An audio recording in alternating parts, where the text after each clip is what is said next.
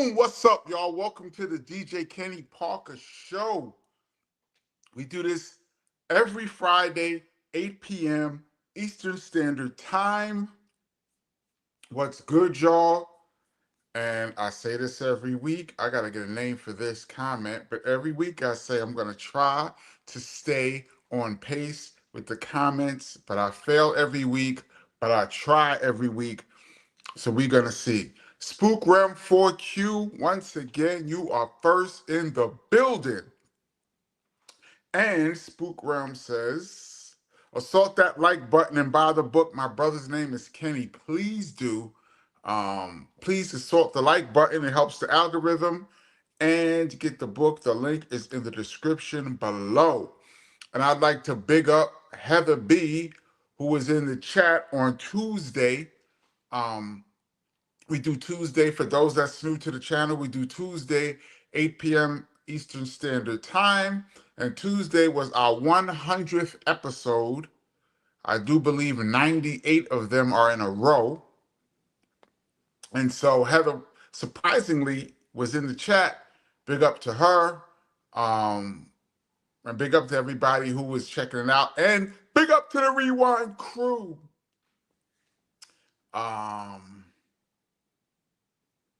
And this is how I get behind, because I be checking, shout out all the regulars. But Gregory Nettis says, RIP to the beautiful former BET Teen Summit and MTV host Ananda Lewis. She looks like Irene Cara also. Yes, she does.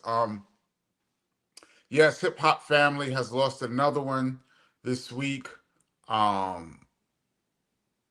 met Ananda Lewis once, briefly. I can't even say I met her, just said hello when KRS-One performed at Teen Summit.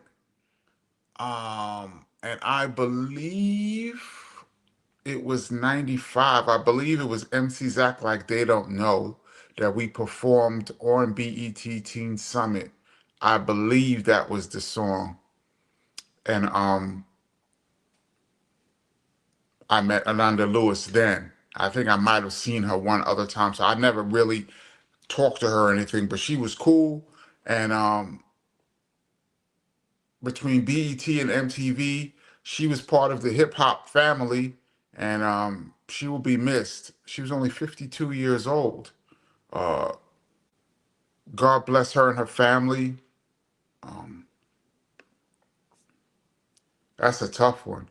I saw that the other day. I was like, yo. And I knew she was battling the illness. She had talked about it, but she looked fine. This had to be like a couple months ago, 2, 3 months ago. She looked fine. So either she looked fine, but she was really very sick at that point, or she had a downward turn recently. Either which way, RIP to her. Spook Realm says, if you had to pair up KRS with another MC to form a group, who would the other MC be? Well, through history, KRS mentions all the time that BDP and Ultra was literally one group before they both had their debut releases.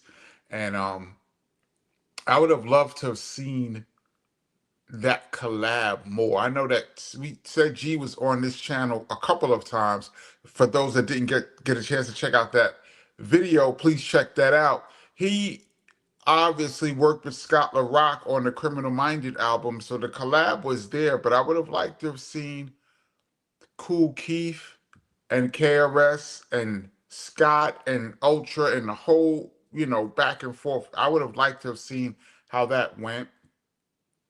I'm trying to think of KRS, people that KRS was cool with. Like, of course, the classic guys like KRS and Rakim would have been interesting back in the day. I don't know about recent times. I don't know if there's an MC, because either you'd have to go to MC who kind of goes with his style. Maybe like a Most Def would have been dope, or somebody completely different. So you have like a KRS and somebody completely different than KRS and get that kind of blend. Um, that's a great question. I would have to think about that. Reggie Noble is one of my favorites, so that would have been dope. Um, That's an interesting question. And now I'm behind, so let me move quick. Flow Tree One, what up? Uh, Zigzag Boogie, what up? MMA, the regulars in the building. I see you guys are talking about women from the 80s. Somebody, Kelly LeBrock, I saw Kelly Brock, Lady and Rare G Wilder, and I imagine she went wild. That was actually a great movie. Any movie, I said this before, any movie with Gene Wilder in it, um, is hilarious to me. Napoleon, what up? Says, what up from Orleans, not Louisiana. Just got in from rocking a festival here. You would do damage here, KP. Oh, that'd be dope. Yeah, that would be dope. I would love to come through there. I haven't been there in. Let me tell a quick story. For those that don't know, the video for the video for Step Into a World was shot in New Orleans. New Orleans? I say New Orleans.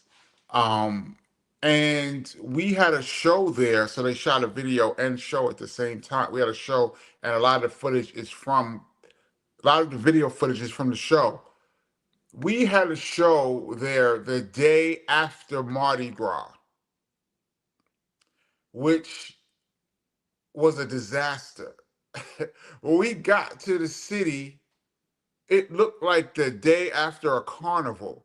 You ever seen a carnival at night and it's just junk and trash everywhere? All the garbage cans are filled up and it looked like if something happened and now it's over. That's how it looked when we got to New Orleans the day after Mardi Gras.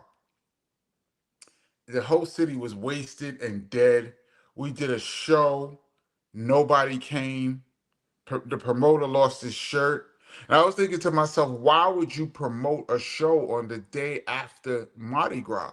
Now, I'm not familiar with New Orleans like that, so maybe the day after Mardi Gras is popping, but when we got there, it looked like the end of a circus. And the show was horrible. But we did shoot the video for Step Into a World there. And that was kind of wild, but yeah, that promoter lost it all, man. Let me jump down a little bit. You guys are having a whole conversation about 70s. G Doyle, what up? Terrell McMillan, of course. What's good? J Wu 72, New Haven, Connecticut. Uh-huh. Betty Doyle says Doyle Brothers, Wonder Twin Powers activate. Former Friday podcast. Remember the Wonder Twins? I didn't even really care for that cartoon. It was part of, I believe, the Justice League, or was it part of the Super Friends? Or did the Justice League end up becoming the Super Friends on Saturday morning? I didn't really care for the Wonder Twins, but I only cared when they did the Wonder Twin Powers activate. That was the best part to me. Um, let's see. Patrick Y, what up? Northeast Bronx, the Valley. Is that was I believe Slick Rick says Sally from the Valley. Sweet Goldilocks, what up? CMC's Technique, yeah. RIP to the beautiful Ananda. Yes, we just talked about it a little while ago, but she seemed to be loved by all. Like I said, I didn't know her at all. It was in her presence once or twice, but she seemed to be, from the people that knew her, loved by all. Um, Patrick White says, Ananda, RIP, always thought she looked like Ashley from The Fresh Prince. Me too. And I met Tatiana Ali a couple of times, and she was extremely nice. Um, she probably doesn't remember meeting me, obviously, but she was very nice. I met her twice. Uh, I met her in Philly. Actually, Heather B had a show in Philly, and she was on the bill too when she had an album out. This was in '98, and we were in a hotel lobby, and I met her. She was super nice. And then when we did Soul Train, Don Cornelius was right there, but he was not hosting. Tatiana Ali was the host, and she was nice then too. So big up Tatiana Ali. Um, Brian Mitchell, what up? Sydney Rhodes, what up? Um, we talked about this last week. The Green Talent said we also lost Sly Stone from Sly and the Family Stone. Yeah, we talked about this a lot last week. Um, Funk pioneer and influential to many artists. And I ended off the show last week. I was saying there was an artist who bought Sly Stone's catalog and bought his publishing and gave it back to him. Um, Now trying to figure out who the artist was, and somebody wrote in the comments it was none other than Michael Jackson. As we know, Sly Stone had hit on some hard times. I don't know how that could be, and was living in a van. And Michael Jackson bought his publishing and gave it to him as a gift. Incredible gesture from Michael Jackson.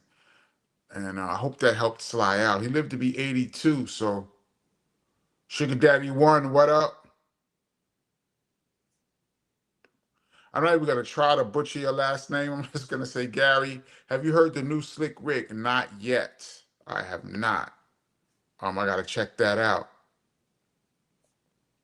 Reed Buffy says, KRS and Kendrick. That'll be interesting. Um, let's see. Abel Valdez, just tuned in, peace. Um, James Brown, Bruce Kennedy. Bruce Kennedy says, what up? Are there any women producers? You mean making beats? Um, that's an interesting question because some women, well, when you consider producers, do you mean, because we had this conversation, producer versus beat maker, which I am very passionate about. We've talked about this a few times on this channel. Do you mean a producer who oversees the production of a particular song, or do you mean a person who actually banged out on the machine? Because some people take credit over the years. Some women, some people in general, but some women have called themselves producers, but they didn't actually make the track. They kind of approved and helped assemble the music that other musicians did. So, are there any women producers? There's plenty of women with their name in the production credits. I'm trying to think of a woman who, um, and I know there's a couple that I just can't think of off the top of my head who actually made beats. Um, I'm gonna shout out DJ Coco Chanel.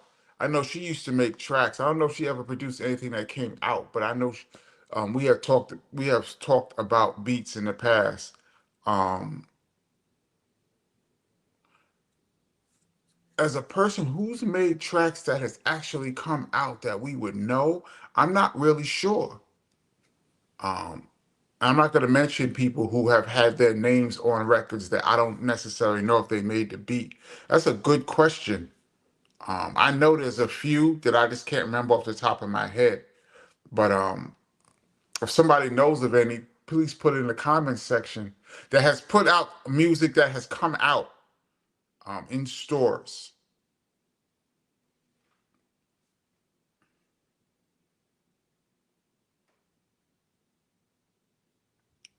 Napoleon says, I love how Pusha T used KRS sample on that Novocaine joint. I didn't hear that. Would be crazy ill if Pusha T and KRS did a project. But yeah, but Pusha T talks mostly about drugs. I don't know how that would work. That's a pairing of two people with completely different styles, subject wise.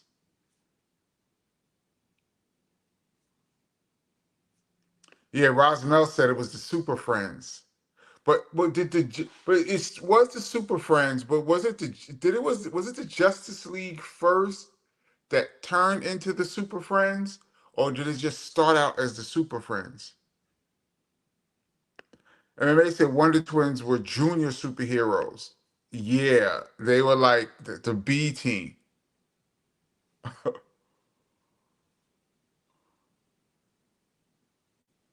Gary says, "Why always a pail of water?"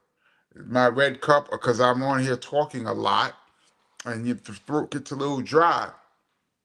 So I try to drink enough water. Plus, water is good. I don't think I get enough water, so I try to drink water as much as I can.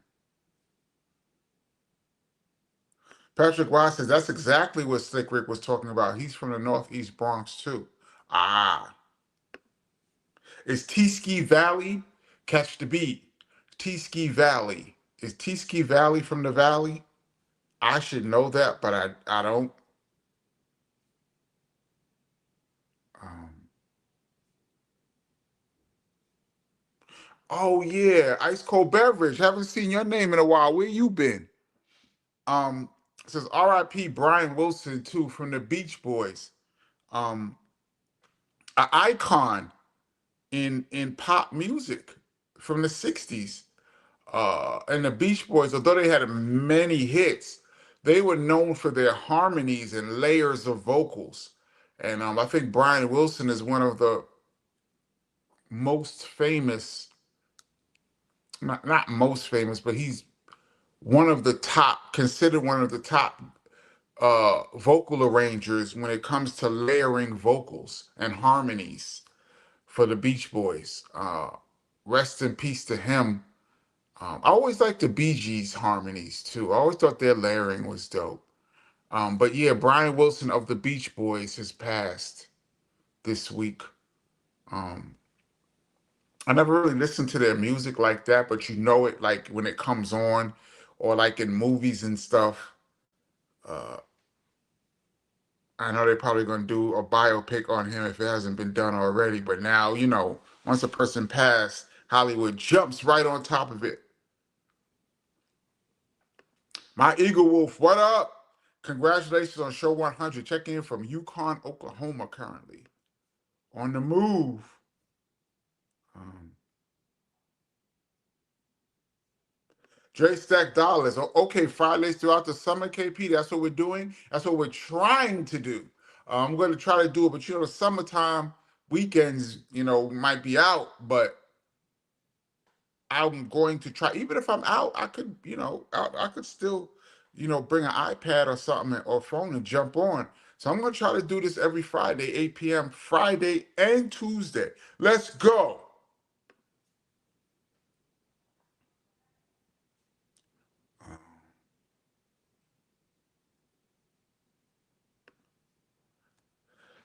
Ajax says Sly lived in a pimped out van on his son's property by choice. The van has a studio in it. Oh, really? That's not how it was presented in the news when I saw it, but that could be true. He chose to live in a pimped out van on his son's property. That that seems odd, but I guess these artists are a little quirky. The way it was presented to me was that he had financial troubles. Maybe not. That's a good one, Ajax. Floji, KRS and Quale, perhaps? Uh,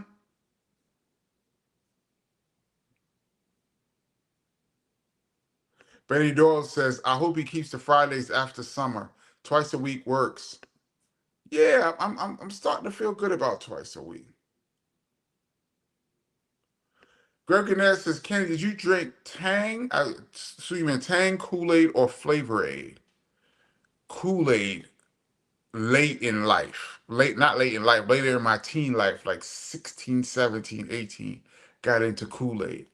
Um, Here in New York, we had what you call quarter waters, and they were basically little containers of drink. It wasn't juice. It was flavored water. And then sometimes there's another place that had cartons of it. It was called Sunny Dew. We had Sunny Dew made, and there was another one too. Because it used to be, you could get a whole quart of this drink, and they had like a lemonade, grape, and like another flavor, watermelon or something. And you could get three of them for $1. And this is like 1980, 81. So they were like 33 cents for a quart of this drink. It was just sugar and water and color. And that was big in my household. Sunny Dew drinks. And Jay-Z had mentioned the quarter waters, which was a smaller version of these Sunny Dew drinks. A quarter water was popping. Summertime, um, but yeah, and then I got into Kool-Aid later on. I think the first time I had Kool-Aid, I was 17.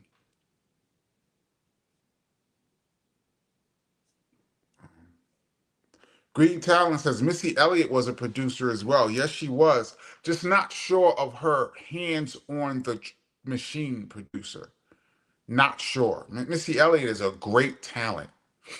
Um, Incredible songwriter, vocal arranger, singer. But I know Timbaland did a lot of the tracks that she wrote on. So I don't know what she did exactly. Because just about everything I've ever heard her sing on or work on, Timbaland was part of it. That was a great duo, by the way.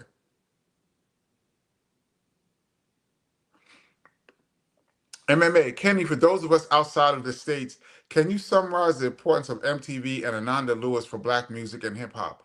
Well, my understanding is this. Back in the day, hip hop and black music did not have a lot of outlets.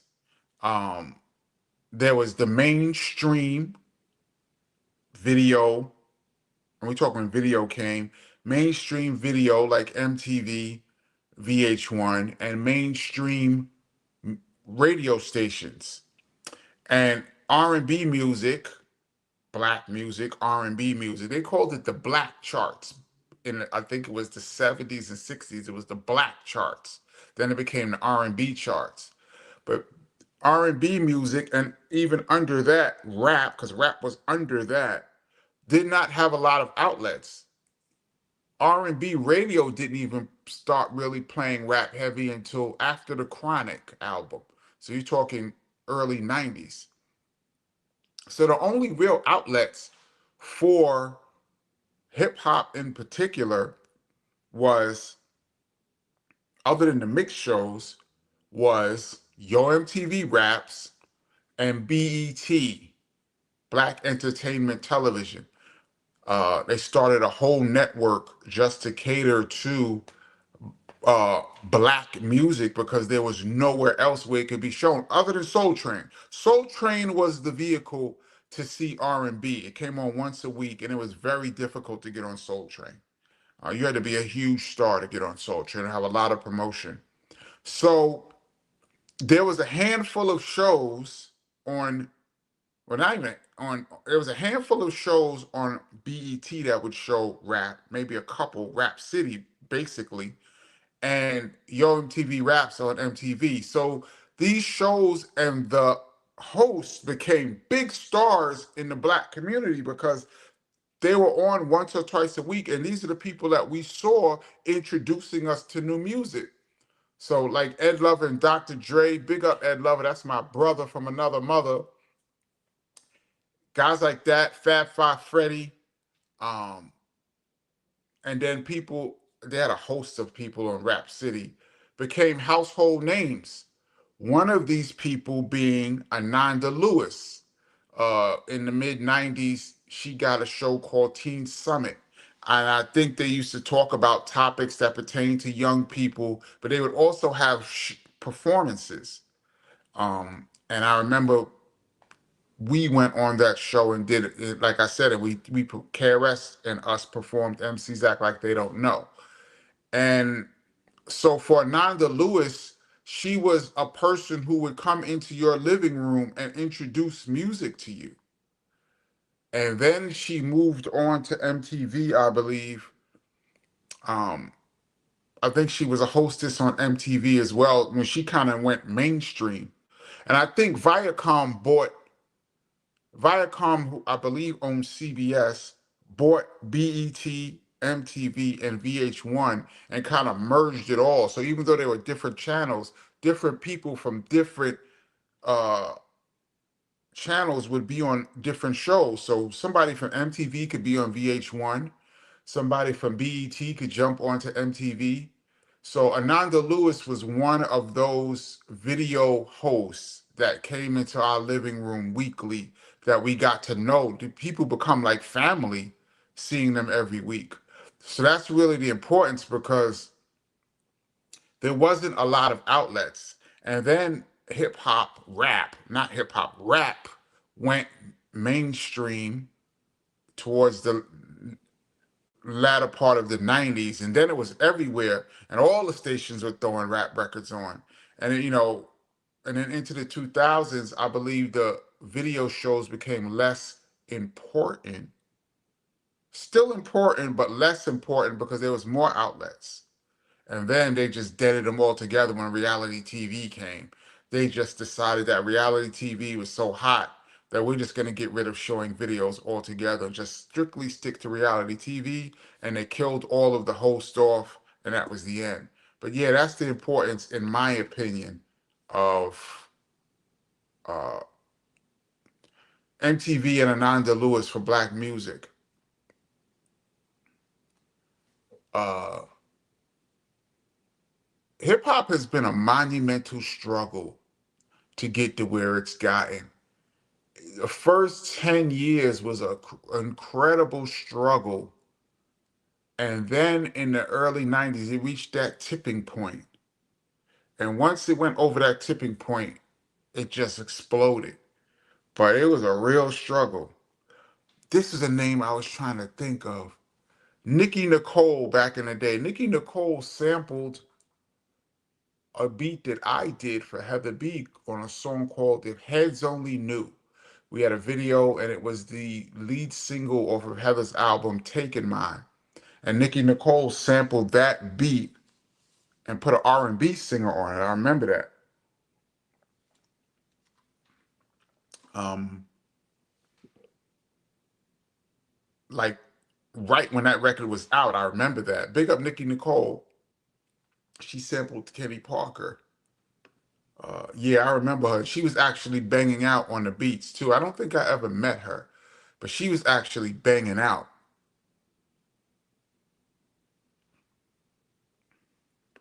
Spook Realm says producers became categorized between those who actually produce music and those who just put up the money to make a production. Yeah, well, in R&B, those are the rules. The producer, not even just R&B, in pop as well, the producer is more like the organizer of the music. They're the ones who bring in the writers, they bring in the musicians, they collect the songs. If somebody says so and so produced an album, that means they basically organized all of the creative people in one space to make the music. They didn't necessarily write the music or the lyrics, but they brought the people that they liked together in one room and kind of directed what went on.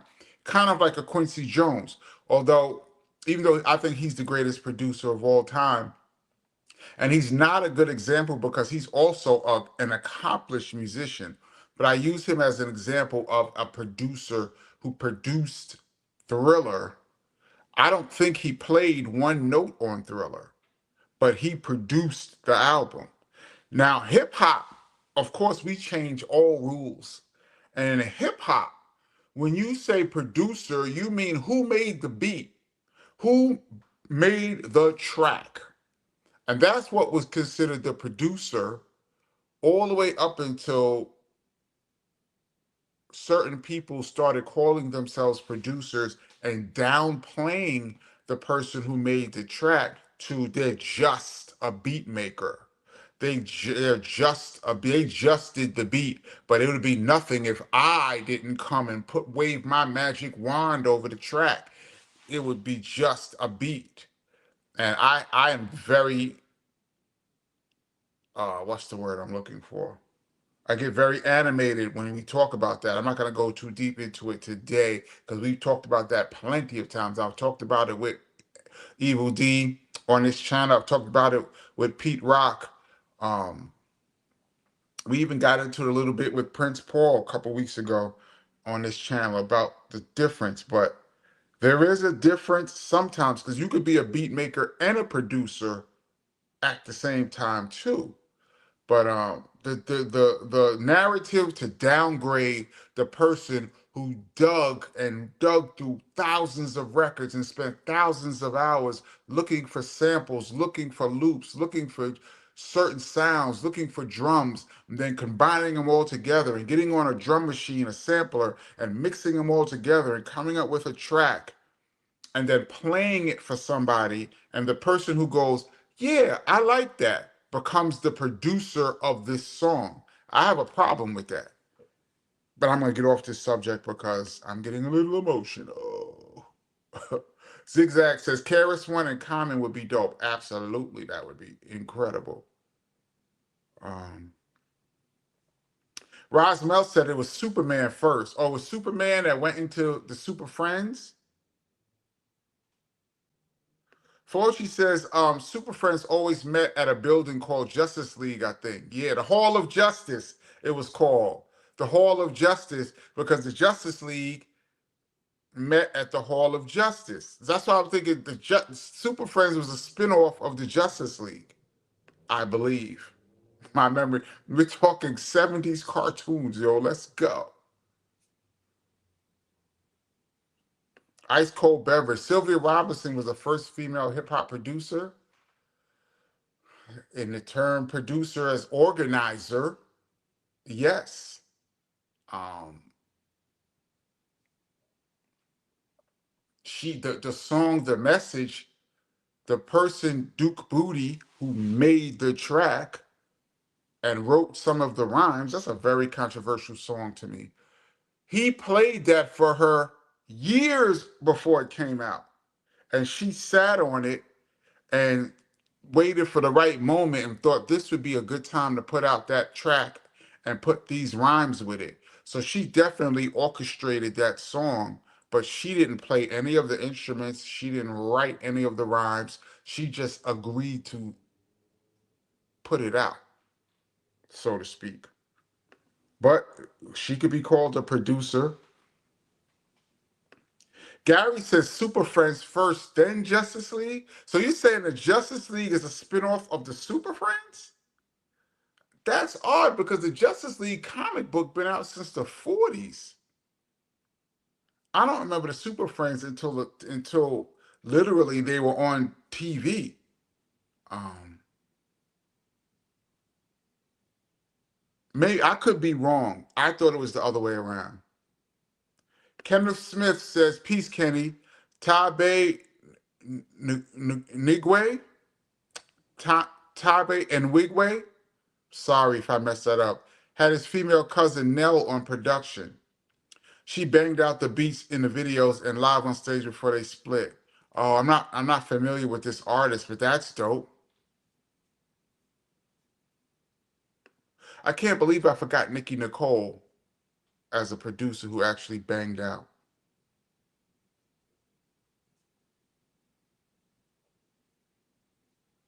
Ice Cold Beverage is KP. I'm here all the time. Really? I don't remember seeing your name on here. My bad. Dre Stack says he was 82 as well, Beach Boy. Oh, he was 82 as well as Sly Stone. You can get 80 off, man. The average life expectancy for a man is what, 77.5 or something? For women, I think it's 78, something like that. 82 is a little, I want to get 100, man. You kidding me? I want 100. I mean, it's not up to me, but I would love it.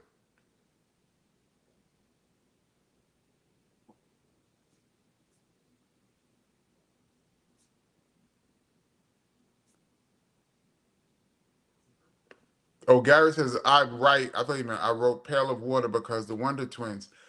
Hi, dude always turned into a pail of water. He sure did. Which I don't even understand. That whole Wonder Twins was.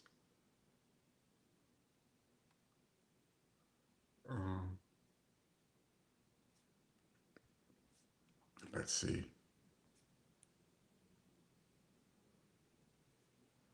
Green Talent says the Beach Boys were a doo-wop group that did a sound called the beach music.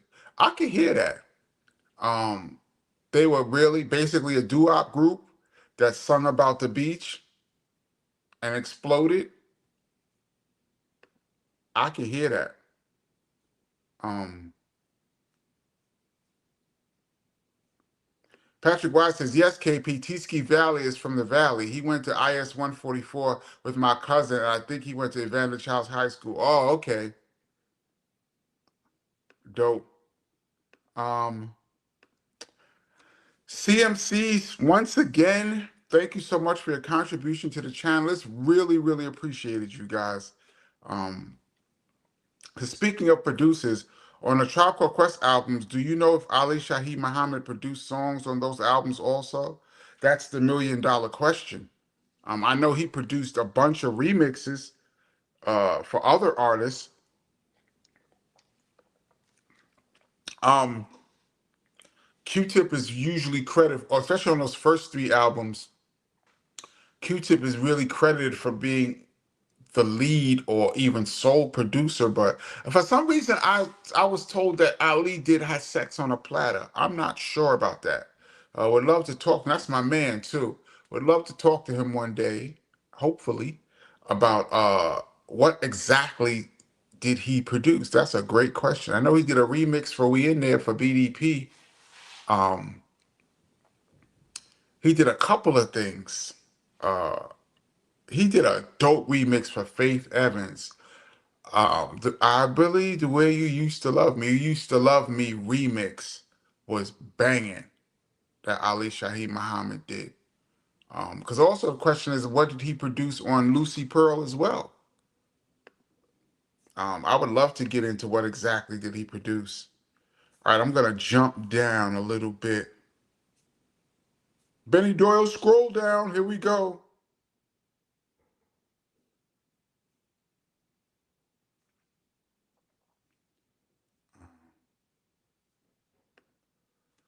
KP, do you remember a song by D Nice back in the day called Glory? Yeah, it was for the movie that Denzel won an Oscar for. Best Supporting Act, Glory. Yeah, it was for the movie Glory. D Nice did the soundtrack. Yes, I remember that song. Dear Myra Suchi said, meanwhile, BET was owned by white guys. No, I thought it was owned by Bob Johnson, Robert Johnson. Didn't he sell it to Viacom at some point for like 600 million or some crazy number?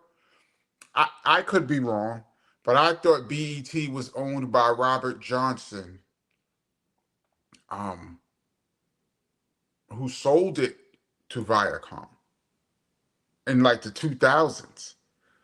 Um, and there was a guy, I forgot his name, who used to be the program director at BET, and him and KRS used to argue all the time about the content of the videos and what BET was playing. I can remember seeing them not arguing like, disrespectful, but like, heated debate. I could remember seeing them at BET headquarters face to face, just talking about what BET is putting out there. I've seen that conversation. I cannot remember this dude's name to save my life. Ice Cold Beverage said, I started watching Rap City when Chris Thomas and Prime was hosting. Yeah, I remember Chris Thomas, the mayor.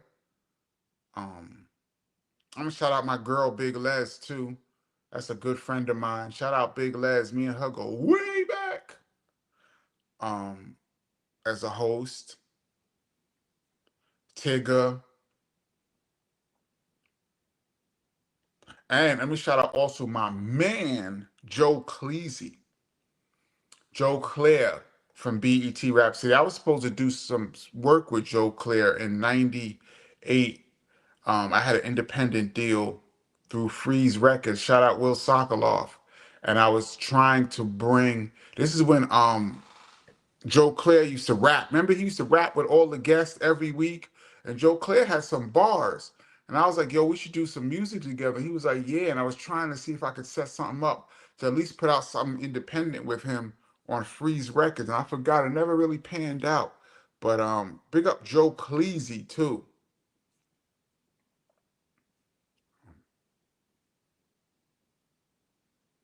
Jason Wall says rap was only on the radio in Ohio in the late 80s and either Saturday or Sunday nights for 2 hours in a block. That was it. Yeah, New York too. Um, New York would get you would get three, two or three of the biggest rap records out would be getting mainstream radio. And everything else was on the mix show. Gigantic hit records, classic household records that we all know and love was only regulated to hearing it once or twice a week in New York City, the biggest market. Um, and that was the way it was until I will argue until the Chronic and Doggy Style. When Dre created the sound that radio would accept, then it was on.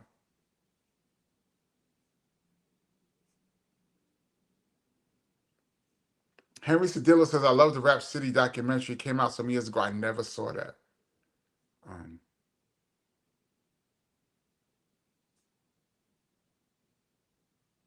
let's see. Oh, true. Arsenio Hall used to show love to hip hop. He showed tremendous love to hip hop.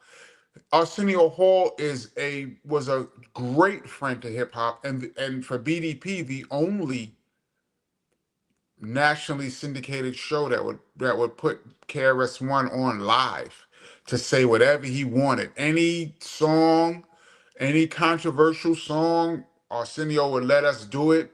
He let You Must Learn come on there. We did Love's Gonna Get You, and we was cursing. Tell you what the F am I supposed to do? Was cursing on there.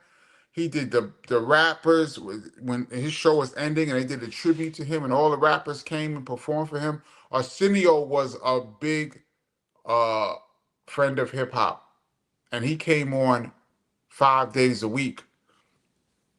He was very important.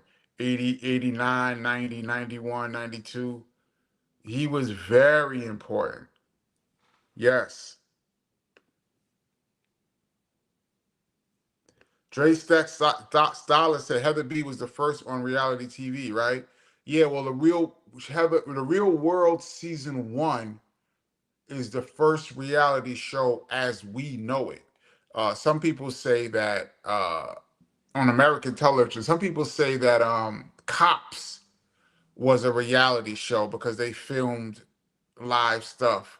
I don't consider that a reality show, but some people would argue that Cops, Bad Boy was a reality show. But the reality show format as we know it today was originally started with Real World Season 1, which Heather B is the first African American female to be a star on a reality show. She is the first. Um, and that show, Real World Season 1, is in the Television Hall of Fame now. That was inducted. So big up to Heather B for that. And the first producer and DJ ever to appear on a reality show was DJ Kenny Parker. I was on Real World Season 1, Episode 2. Me and Heather was in the studio working on some music, and I was there with my boy Willie D, of course, of BDP, not the Ghetto Boys. It was in the studio, and there was a segment where I was teaching Eric Nice, Eric Nice. We called him E Nice. I said Eric Nice. We called him E Nice. Eric Nice, um, one of the cast members of The Real World. I was in there showing him how to DJ a little bit. They showed it when it first aired. I don't know if they showed it in the repeats, but yeah, I was the first DJ and the first producer ever on a reality show. That's my claim to fame. Thanks to being on there with Heather. And I remember when they shot it, they didn't even know if it was going to come on. It was like almost like an experiment. It was not even guaranteed to air. They shot it like we're going to see what happens. And I remember they interviewed thousands of people for that. I remember Heather went down there. I actually went down there with Heather We was at the lawyer's office. Me and Heather had the same lawyer, and we was at the lawyer's office, and the auditions for the Real World was like 4 blocks away in New York. And I remember walking with Heather from our lawyer's office to the Real World audition.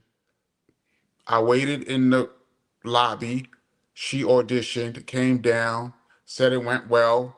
Then they kept calling her back, and they kept narrowing it down until finally they was like, "We want her on this show." And she made history. So big up to her. And Heather B was in the chat last Tuesday trying to get my money. Um, Terrell McMillan, once again, thank you for your contribution to the channel. Says KRS and Oheen Savant would be crazy. I don't know. I'm not familiar with Oheen Savant. Um, I'm gonna have to check him out, see what he's all about. But that, yeah, be interesting. I don't know who he is, but with the name Savant in his title, that might be dope. Let me scroll down a little bit. KP, do you remember Red Hot Lover Tone? Of course I do. I was cool with Red Hot Lover Tone. I used to see him out and about. He wanted to be a key component of the track masters. Was he a nice rapper or producer to you? I remember him vaguely as a rapper. Red Hot Lover Tone. I remember him vaguely as a rapper. As a producer, he was great. He had numerous multi-platinum plaques. Trackmaster's sound was huge in the mid 90s. They did a lot of work with Puffy too. A lot of that early Bad Boy um, was Trackmasters, some of it, and they did a whole bunch of stuff. Shout out to Poke. I never met Poke. Shout out to Rich Nice. That's my brother. Um, yeah, but of course I remember that. Of course I remember Red Hot Lover Tone. Great producer. I don't really remember him as a I remember him as a rapper, but not heavy in my mind. Patrick White said, Nikki Nicole, remember hearing that name on Old Time's Sake, the Sweet Sable, that song was banging. Yes, it was. Um, did she produce that? Yeah, big up Nikki Nicole. How can I forget her name when she sampled me? Old Time's Sake by Sweet Sables was banging. Dope sample. Patrick White, you dug out one. That was like a New York. I don't know about the rest of the country. I can only speak for New York, but that was a New York, one of them records that you play early in the club. That's the head nod songs. Um,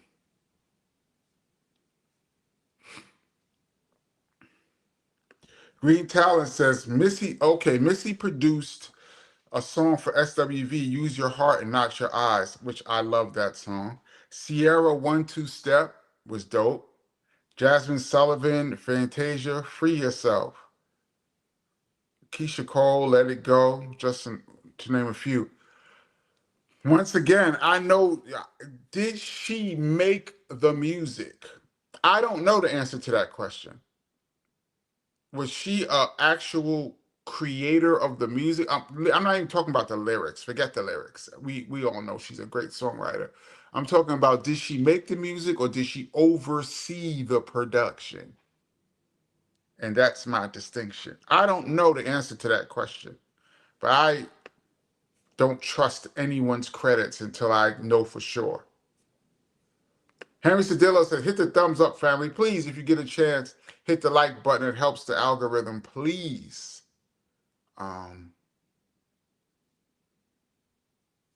Let's see.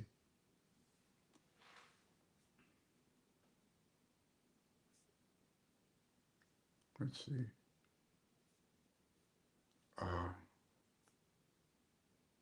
I see people talking about Rap City.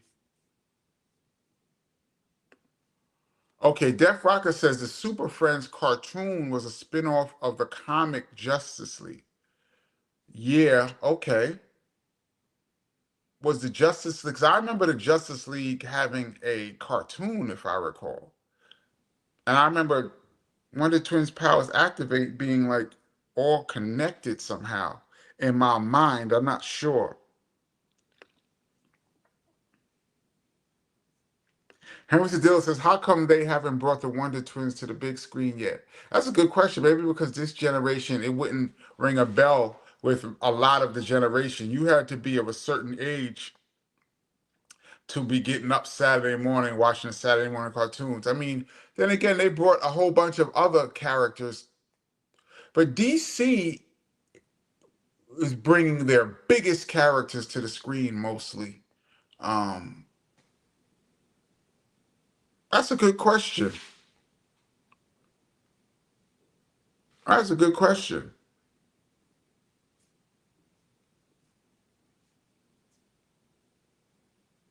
Let's see.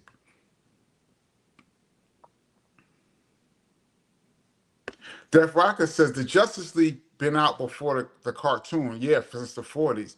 But there was Justice Society before the Justice League. Word? So there was a Justice Society before the Justice League? Oh man, my cartoon history is slacking. I mean, my comic book history.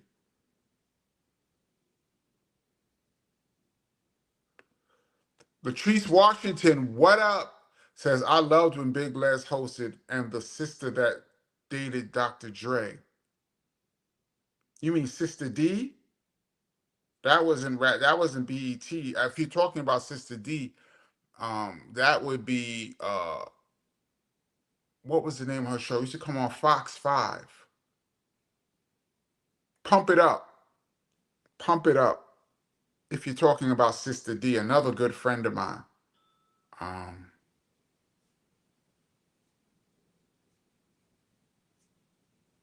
let's see.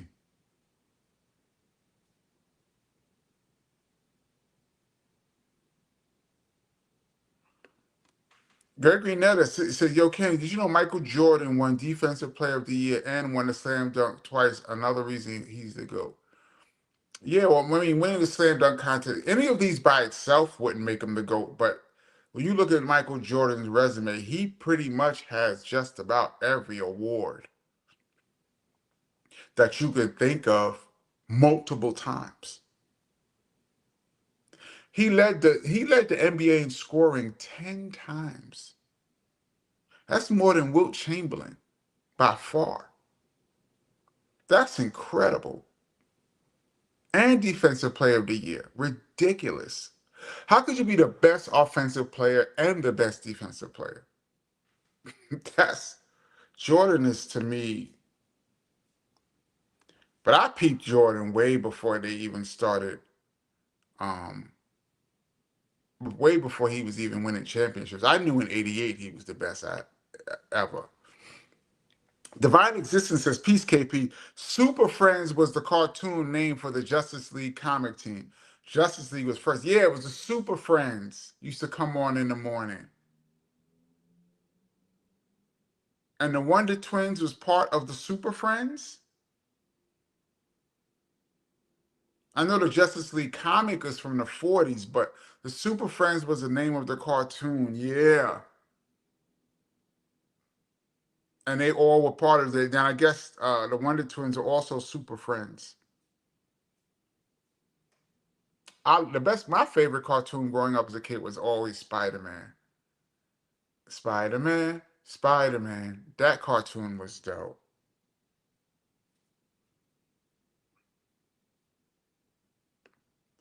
Patrick Watts says Robert Johnson is the original owner of BET. Yes, I was correct.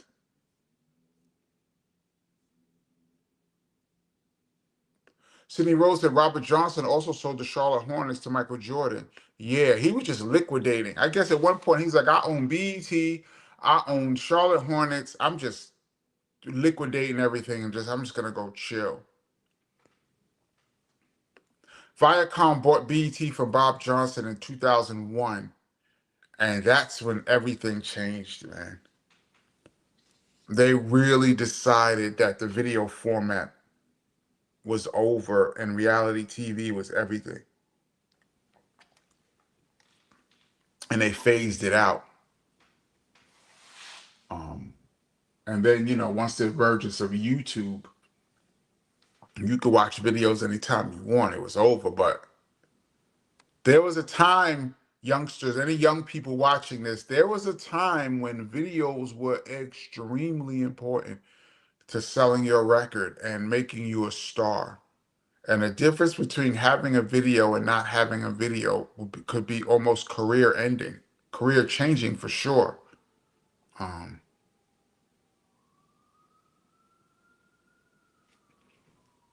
this is interesting. Dre Stack Dollar says he founded BET in 1980 and subsequently sold it to Viacom in 2001 for approximately $3 billion. Damn! According to Britannica and Business Insider, this sale made him the first African American billionaire. Big up Robert Johnson.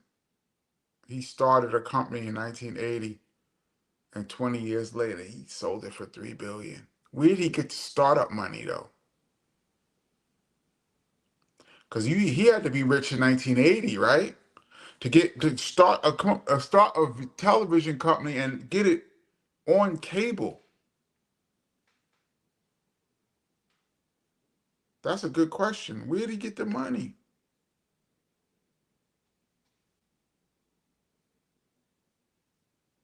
And she said, love Tigger with the freestyle. Yeah, Tigger used to freestyle a lot too. Big up Tigger. I used to see him whenever we did BET. I didn't really know Tigger like that, but he used to be there. He always spoke and said, what's up? Jamil says, any update on Mad Lion KRS-One project? None.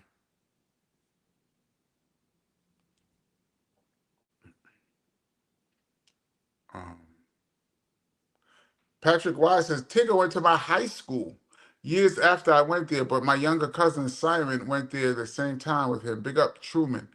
Big up Truman High School. I want to big up my homegirl, Safari sister Al, um, from Queen Latifah's dances. Big up Allison. She went to Truman as well. Um, that's my people right there. I believe both the Safari sisters went to Truman.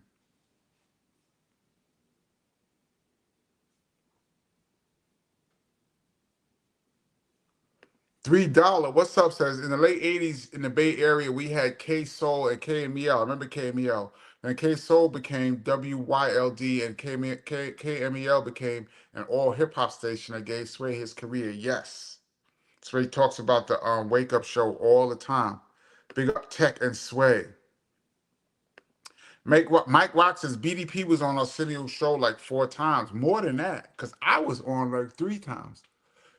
They went on in '89. They did Self-Destruction and You Must Learn. Then we went on and did a tribute to Nelson Mandela. Then we went back on and did Love's Gonna Get You. We did We In There on Arsenio. Then there's some episode where KRS and Eazy-E was there together. I don't know what episode that was. I don't know why they were there together, but it's that. And then KRS was on there with the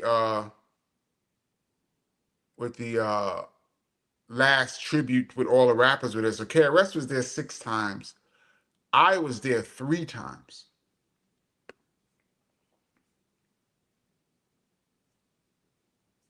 Um,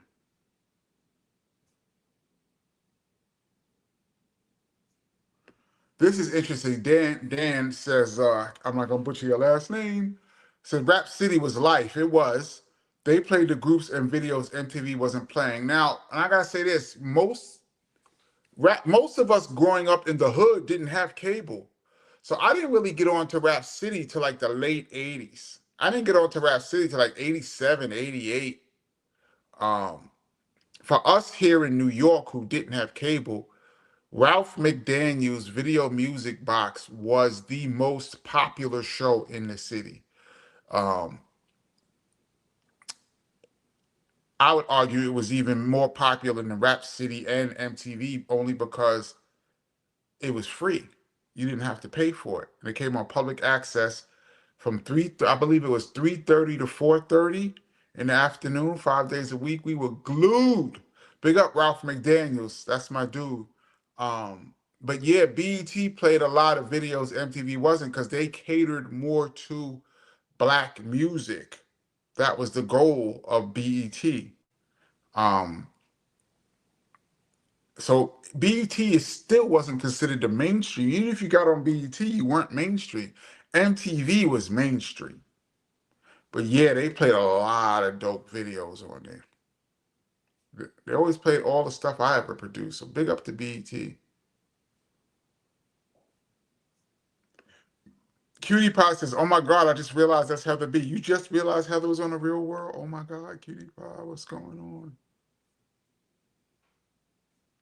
Ice Cold Beverage says, "Yeah, Eric was the son of Jack Neese of the NBA ref. Yes, he was. Eric Neese was Jack Neese's son. Yep. Eric was mad cool too. Big up Eric." Any of y'all remember the show, the MTV, the Real World show, and Heather and Eric started wrestling, and Heather slammed him. Heather yoked him and choked him to the ground. Eric thought he could strong off Heather and got choked out. That was mad funny. Yeah, Heather wasn't having Eric try to wrestle her. That was mad funny. Um,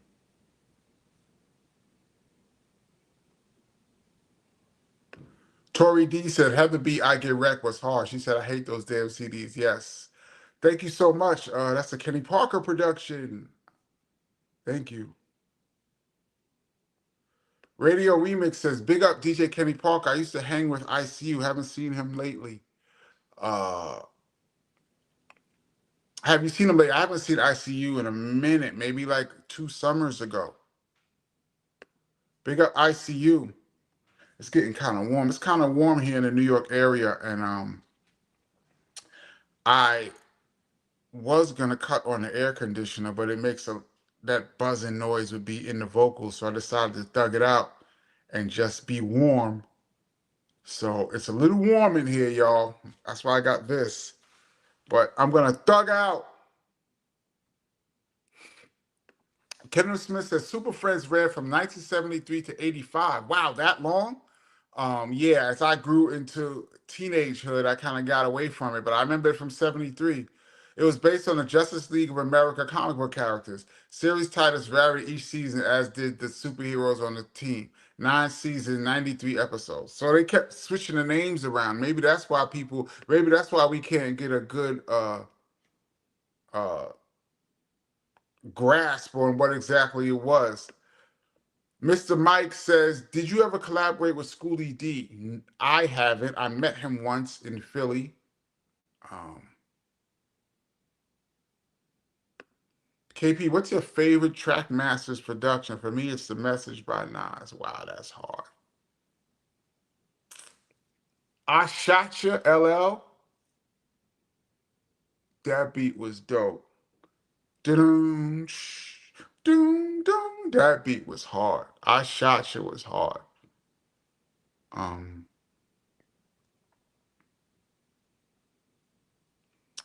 and I might go Big Who Shot Ya was hard. I think they did both of those tracks. I Shot Ya and Who Shot Ya. Those beats were hard. I'm going with those two. But this is off the top of my head because they did a bunch of dope records. Sydney Rose says, uh, always portrayed him as the angry black man, Kevin Powell. I guess I didn't see the first part of this, but yeah, big up Kevin Powell. I used to see him in the supermarket in Jersey City with his moms. Big up to him and his moms. He was mad cool.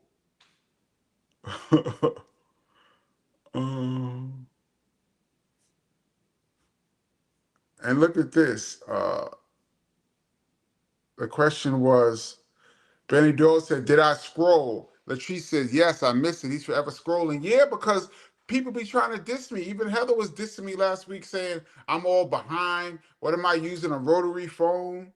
And it's because like I'll see a question and I'll start answering it or getting into it, and then when I click off of it, there's like 50 comments that I missed, and then I try to catch up, and then I do the Benny Doyle scroll down, and then it just becomes a whole circus, which I'm about to scroll down in a minute. Um, CMC, thank you again. Says here in North Carolina, we had HBCUs breaking complete underground hip hop records that we couldn't hear anywhere else. Um, we couldn't hear anywhere else in the '90s. Redhead Kingpin, etc. Um, yeah, there was underground radio, there was college radio, there was mixtapes. That's the only way you could hear hip hop, man. They would not. Mainstream R&B radio was run by older cats who didn't respect rap. R&B did not respect rap music. They were forced to get down because it became so popular, and the pressure that was put on them by their children that this is what we want. And so they were forced to get with it. But that old guard, that old R&B guard, and this is including video producers, radio program directors, magazines, that whole old guard, they would not let go. They did not like rap music. They were forced to get down. Um, that's why I say rap had a hard way to go, man. Let's see.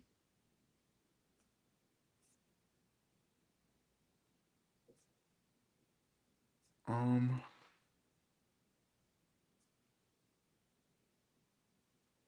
Parsons 79 says BET went downhill once they canceled Uncut.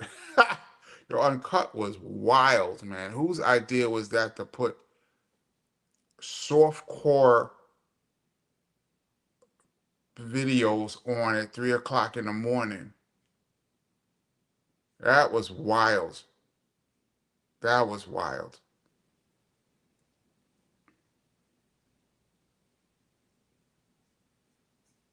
TG says blessed from London. Big up.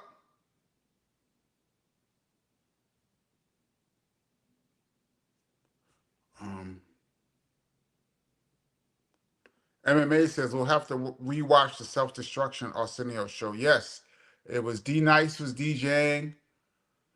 Um, let's see, KRS was on stage. Willie D, Miss Melody, RoboCop was in the crowd. They did You Must Learn and Self Destruction. That was the first appearance. That was in '89.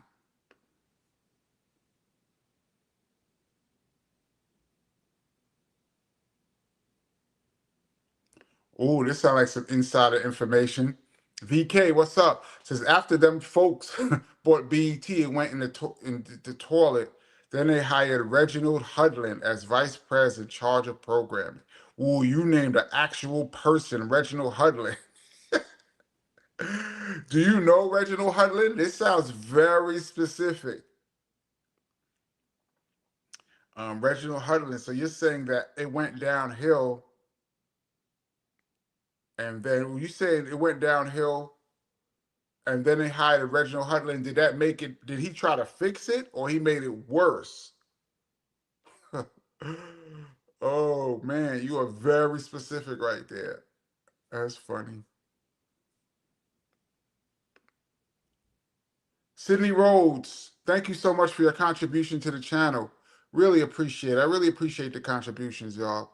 Like I said, we don't have sponsors on this channel. It's just us talking about hip hop. We talk about sports. We talk about everything. For those that's just checking in and it's new to the channel, this is the Kenny Parker Show on a Friday. We're gonna do Friday 8 p.m. and we're gonna do Tuesday 8 p.m.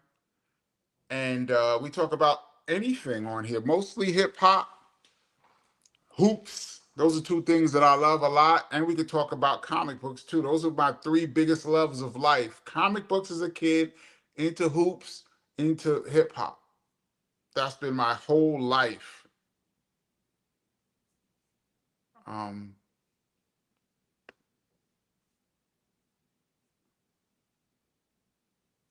let's see.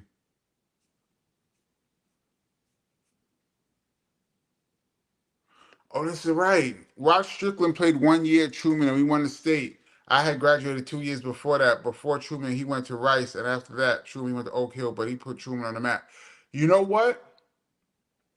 I played at Lincoln High School in Brooklyn, and Truman, that year with Rod Strickland, Truman won the Bronx championship. And my school, Lincoln, was in the Brooklyn championship against Alexander Hamilton, and we lost by 1 point at the buzzer. One of the saddest moments of my life. A guy named Robert Gilmore hit a layup with one with like 2 seconds left, and we lost by one. Big up Ed Davender, Bug Eye, rest in peace. He was on that team, and we lost by one. Had we won that game, and we were favored, we were the best team in Brooklyn, and we lost. Had we won that game, we would have played the Brooklyn and the Bronx was gonna play. The two winners of Brooklyn and the Bronx was gonna play. So we was gonna play Truman. Um, was that for the city championship or for the next round? We were gonna play Truman. Bronx and Brooklyn was gonna play each other, but we lost. A big up Truman. I think they beat Stevenson, right? Wasn't Kyrie's father? Big up Dedrick Irving. I believe he was on that team.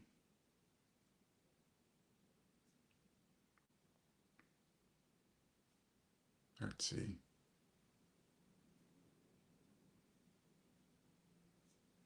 Sidney Rhodes were Connie Hawkins to Dr. J to Air Jordan. I could see that pipeline. Um, David Thompson, it would be an honorable mention in that mix. But yeah, I could see that pipeline. Kitty Pie said Heather had to let him know. If you ever see the footage of that, it's mad funny. I don't know if they were talking ish to each other or something, and then they just got in a wrestling match.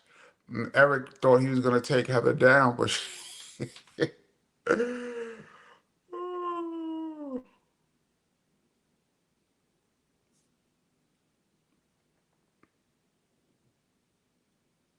Patrick Wise says Eric was trying to cop a feel. Remember that lingo? Yes, that's not that old from Heather.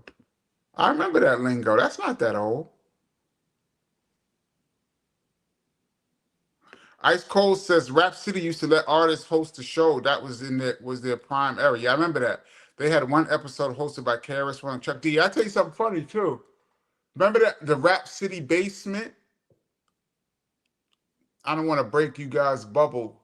Remember the Rap City basement? That wasn't even a basement. I'm gonna kill some of you guys because I love the basement too. That was not a basement. That was one little room that they had built. And it was a few feet away from 106 in Park, hosted by AJ and Free. So if you was in 106 in Park, that set, you literally walk to the like 20 or 30 feet from like 106 in Park set, and there was a room built like out of wood. And that's where Rap City, the basement was. And they made it look like they was in a basement. There was no basement. It was in the studio.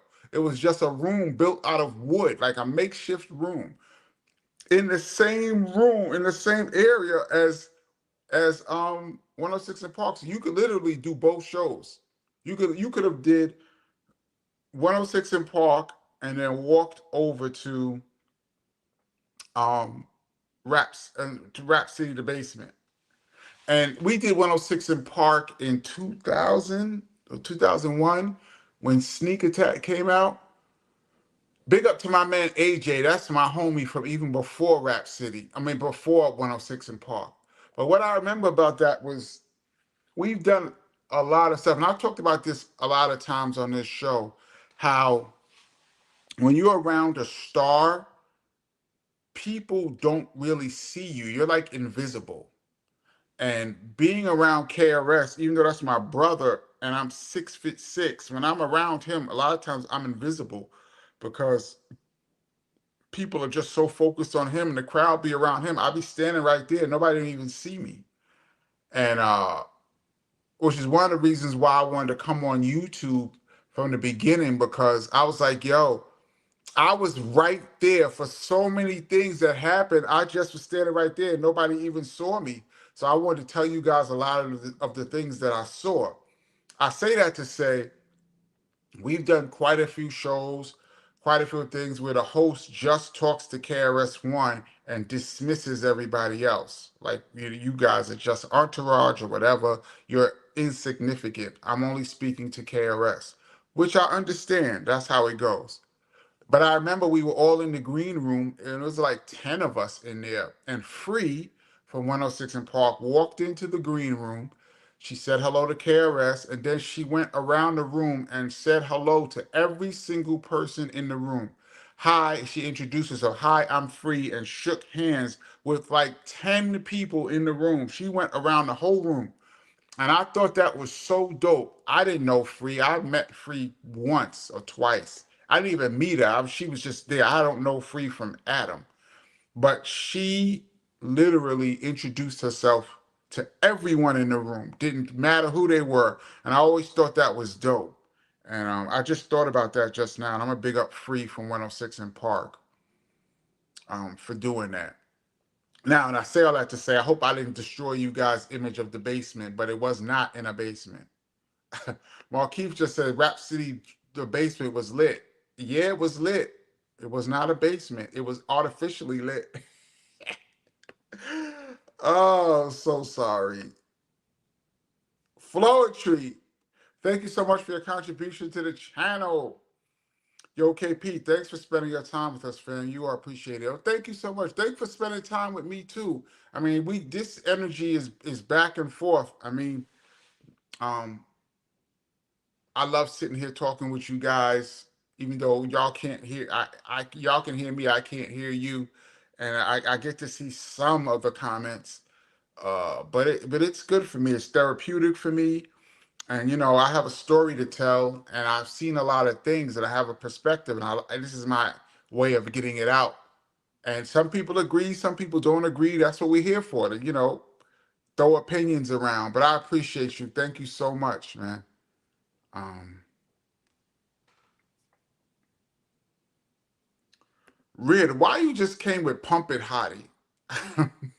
was that Redhead Kick? That's so random on here. Um, let's see.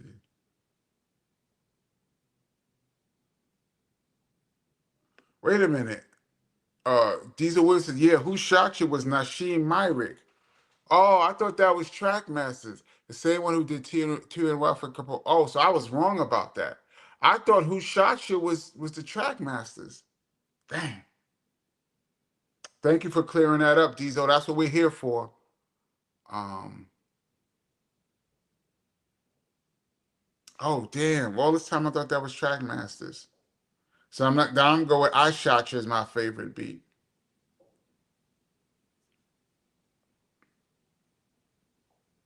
Markeith Bankroll says Ludacris Rap City, the basement was freestyles 5. I think Ludacris is one of the top, right at the top of Southern rappers, dopest of all time, in my opinion. He's right up there. I mean, other people get mentioned over him, but I think Ludacris was and is a dope MC in my opinion. Joey Joe says, too bad BET can't show reruns of old Rap City shows. I know, right? But YouTube has practically everything. Whoever puts them up probably got flagged, but um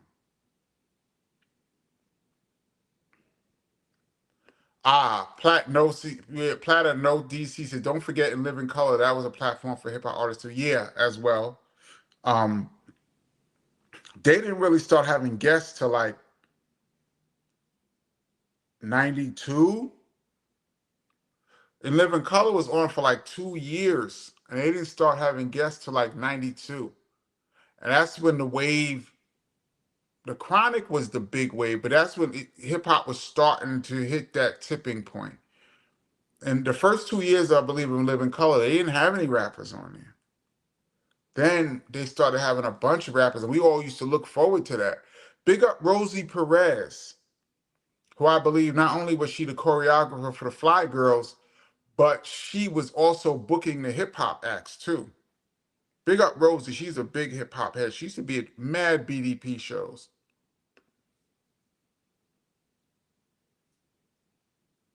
All right, let me do another Benny Doyle scroll down real quick because I'm mad behind. I'm gonna jump all the way down. Tori D says, damn, I bought turntables and set up in mama's basement for nothing. Sorry, y'all. Maybe I shouldn't have said that. Um, Ruined the basement for you guys. It was ruined for me when I went to as a matter of fact, I never went to the basement. We went when we did 106 in Park, and I saw the basement set. It killed me. There was nobody in there. It was a vacant set at the time, but that destroyed me. I was like, oh man, this is bullshit. I remember for a minute, Chris had the theme song for Rap City, if I recall.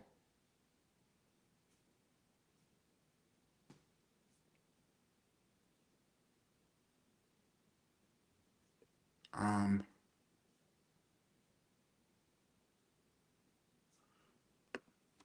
I always talk about this. Is this? I'm just looking at you guys. Some of your conversations are mad random. Says I don't know where this came from. It says Milli Vanilli took way too much heat. Everyone was doing the same thing. I agree, and I was going to do an epic fail on Milli Vanilli because I got an epic fail story about Milli Vanilli.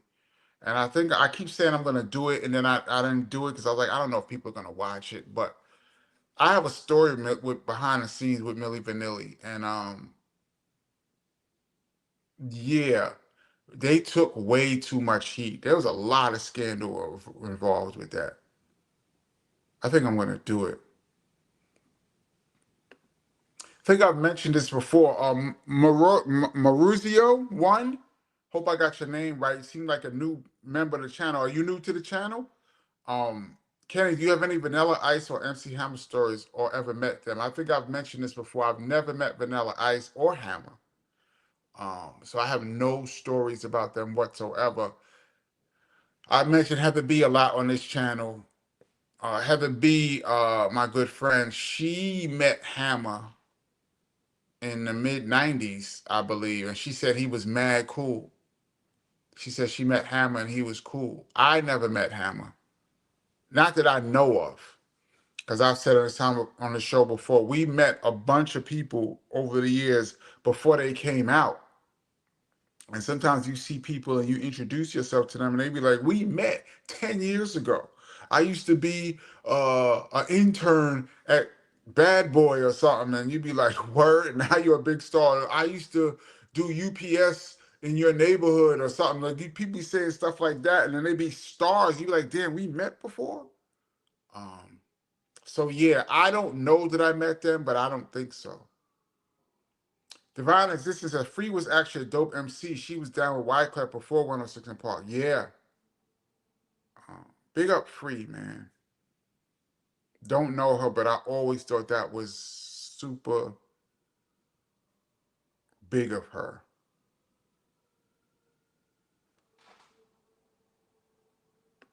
Parson 79 said, KP, were you on the road in 97? Oh, absolutely. I remember Karis One coming to DSU homecoming when I was a freshman along with Rakim and Dougie Fresh. I absolutely probably was there. If you saw KRS in the 90s, it's probably a 95% chance I was DJing. Yes, I don't remember that show particularly. We did quite a few shows with Rakim and Dougie Fresh. I got a cassette of of an Atlanta show we did with KRS and Rock and Dougie Fresh, and it was KRS. It was for it was a private event for an Atlanta company called Tag Team. I don't know what, not the rappers, but it was something called Tag Team. And it was like some kind of convention, and we were performing, and Dougie came out of nowhere and got on stage with KRS, and I was rocking a drum machine, SP1200, and Dougie was doing the beatbox while I was doing rocking the drum machine. and he was doing routines, and it was dope. And I have that cassette. If you guys want to hear it, I will post it. I think I can post it because it's not a song per se. But once I post it, everybody's going to take it and run with it. But I think I'm going to post it if you guys want to hear it. It's cassette quality, so it's a little bit sketchy, but you can hear it clearly. And KRS and Dougie live with Kenny Parker on the drum machine. It was dope. I remember that. Um, but yeah, we did a bunch of shows at Rakim. I've probably seen Rakim perform at least 30 or 40 times. Probably seen Dougie like 20 times. Dougie was in the studio when we were recording All Glocks Down with Heather B. Reed Buffy says, I wish they could bring Soul Train back out. I don't know if it would work today. Because of social media, would you wait a whole week to see for an hour show of music and see somebody perform when there's a million people are on people are on social media up to the minute? I mean, this what is this thing they're doing now where everybody's live? What is it called? Tiny Desk. Tiny Desk is doing well, it seems. They posted on YouTube and artists come on there and perform. If Soul Train had some format, maybe like a Tiny Desk, maybe. But I don't know if Soul Train would work today. A weekly show with music and dancing. I don't even know if people's attention span would watch it for an hour. Maybe a half hour. Um, all right, we're at an hour and a half, y'all. Um,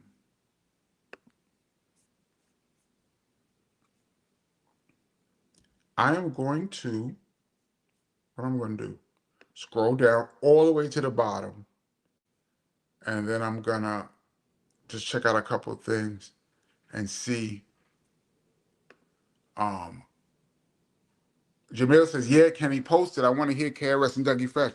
You know what? I'm gonna edit it up. I'm gonna take the cassette. I'm gonna put it and I'm gonna edit it up, and I'm gonna work on that. I'm gonna work on that this weekend and put it up for you guys just to check out. Um, I hope I don't get a call from my brother and his wife saying, "Kenny, you can't just be putting stuff up." But it's dope. And I have the cassette, and no one's heard it. It was a private event. So if you weren't at this event, you didn't hear it. You didn't see it, and it's only on this cassette. I'm gonna do that. Now I gotta go dig up this cassette. Now that I brought it up, now I gotta go dig it up. Um, Joey Joe says, "Hold up, tag team did Whoop did this? No, not that tag team. I don't know. I don't know what this tag team had to do with that tag team, but it wasn't a concert. It was like a business convention, some tag team business convention or something. Um, and that's what it was for." Patrick Wild says, "Since today is Friday the 13th, it is. And that's one of my favorite movies. The first like three or four when I was a kid.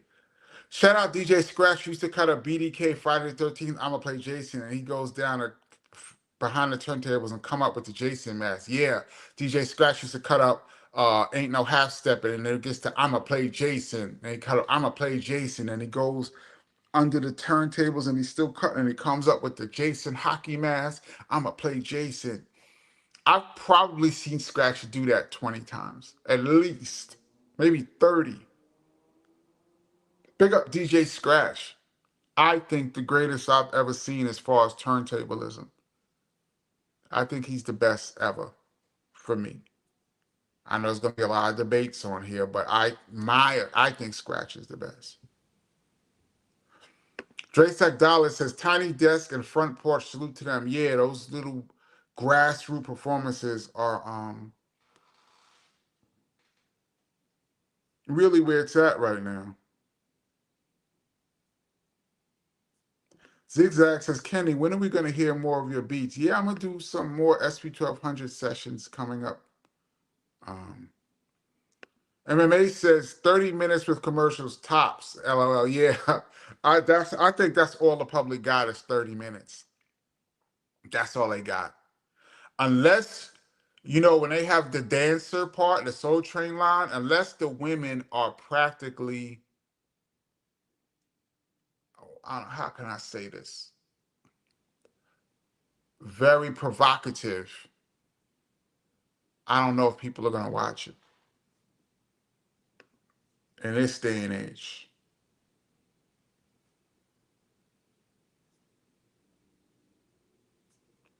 Um, JT says, I think we're overdue for an epic fail, KP. Yeah, I think I'm gonna do the Milli Vanilli one. It's gonna be short, but I just want to tell this story. Because now that you mentioned the heat that they took, I really want to tell this story about Milli Vanilli. I'm gonna do that too. All right, we're at an hour and a half. I think I'm down here at the bottom. I skipped so many comments. I'm gonna go back and check them out. Um, CMC says DJ Scratch said is mad wicked. He's the best. I think he's the best. Based on the things I've seen him do when he did it and the stages that he did it on, I'm gonna say he was the best. Gregory Nelson wasn't Scratch on Juice, aka Mr. Majesty. Yeah. I think they didn't show his hands, right? They just showed him. Um, oh, we got a couple of super chats. I'm gonna jump into these and I'm gonna jump off. Mr. Boricua, how do I say Boricua? Boricua? I'm sorry. Mr. Boricua. Thank you so much for your contribution to the channel. It's much appreciated. It says BDP is college radio born and raised outside of New York City. BT come after by all means. Yeah, BET is college born and raised. Um, I would absolutely agree with that. I got to big up Red Alert for really breaking BDP, and he was mixed show. So I'm gonna say college radio, mixed show radio BDP is born of that. Absolutely. Not even outside of New York too. Absolutely, that's a fact. Big up college radio because those dudes didn't get any money. Even mixed show dudes, um, on the radio got a little something. Radio stations were not paying a lot of money for mixtape guys for DJs to DJ on the mix shows late at night. Red Alert talked about that when he was on the channel. But they got something. College kids got nothing and just did it for the love of the music. And a lot of times that was the only time where certain artists got heard in whole regions of the country was from some college kid in his spare time from studying with for free decided to play the music. So big up anybody out there who's ever been a college radio DJ. Big you up and big up to anybody who was listening that kept that going. I'm going to read this and I'm going to jump off. Terrell McMillan, thank you so much for your contribution to the channel. He says, call Marvel and raise hell. We want an original Luke Cage cartoon movie. Yeah, the original. Yeah, I'm with that. Marvel has really took a weird turn ever since Avengers Endgame, man. And we could talk about that another time, but man, talking about having the world at your palm and just doing something else. Who is it charged up there? All right, y'all. We're done. Big up to the Rewind crew who's gonna check this out later on. This is the Kenny. I'm calling this the Kenny Parker show, not the DJ Kenny Parker show. Heather suggested to me I call it the Kenny Parker show because we talk about a bunch of stuff. So I'm gonna start doing that.